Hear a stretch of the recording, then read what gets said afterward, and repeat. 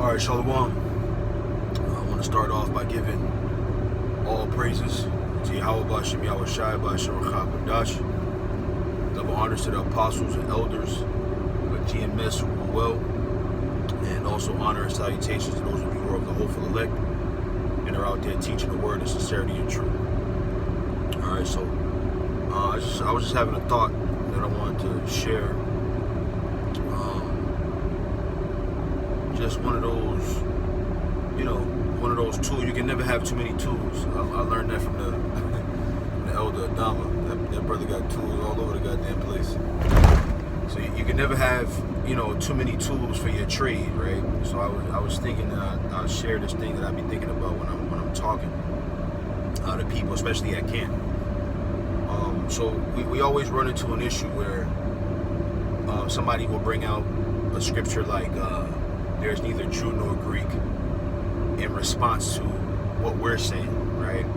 Or they'll bring out John 3:16 in response to what we're saying, right?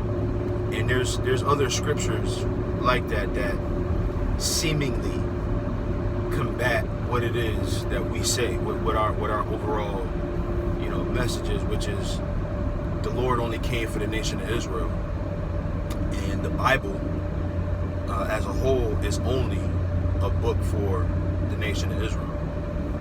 And they hit us with these scriptures, and they kind of got this. What do you have to say about that? We got this one guy. He's a courier, and he comes up and he spews these scriptures, and he spews them one after another. And if you can get a moment, right, to bring the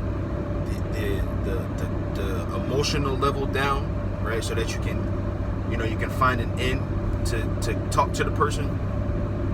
You gotta. This is how my mind thinks through that type of thing, right? So they have a scripture, then we'll have a scripture, right? And that's no different than where how people say, let's take it to court, and it'll be my word against your word, right?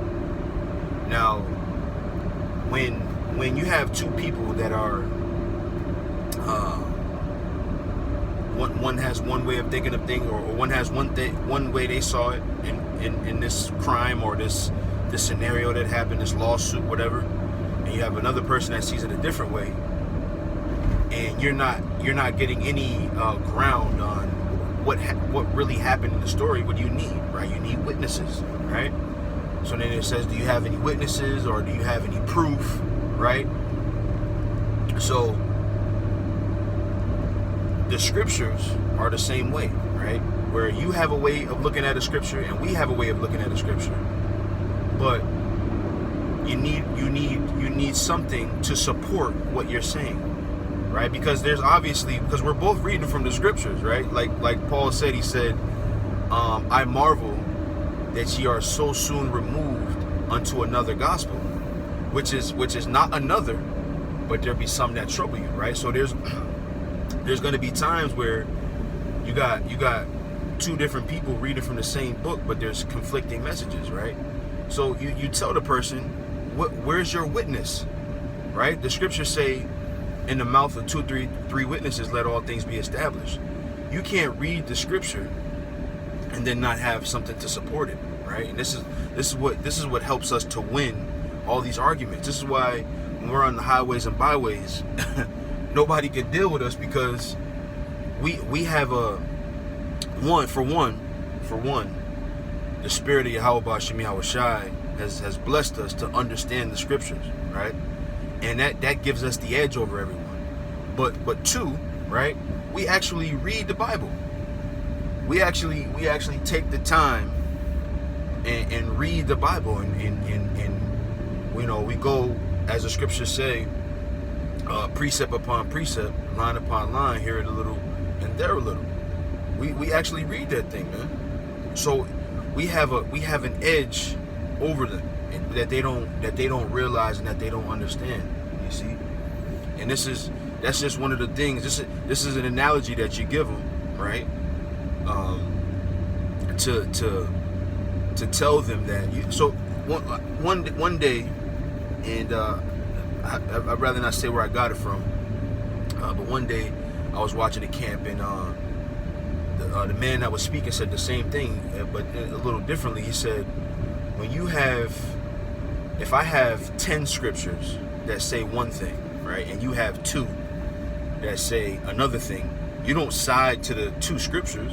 There's a wealth of evidence over here on this side that you side with. That's just being able to make a judgment. You see, okay, there's more information regarding this topic over here than there is over here, so I'm going to side with this person. That's what you do in the court of law.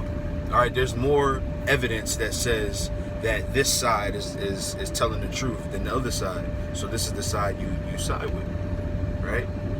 So that's just a tool I use. Hopefully it's useful. I sit here, man, when I'm driving, or if I'm at home, or whenever I get some sitting time, I think of these kinds of things, and I basically be arguing with people that I've argued with in the past, and I just be, pretending that they're there, and I'll argue with them, and I'll think through these things, and it allows me to broaden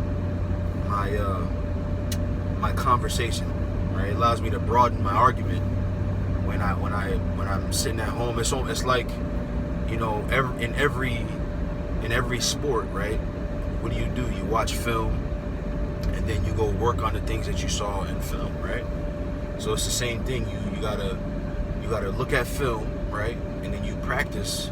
You go in the mirror. I don't know. I used to do that. You go in the mirror and see how you're gonna say certain things, right? Or you pacing back and forth, and you thinking through these things. There's power in meditation, man. There's power in sitting down and thinking through the things you say, and there's power in sitting down and going over things that you've argued about, and going over things in the scriptures. There's power in it, man, to be able to discuss it and meditate over it. So that's it, man. I'm dragging this thing longer than I wanted to.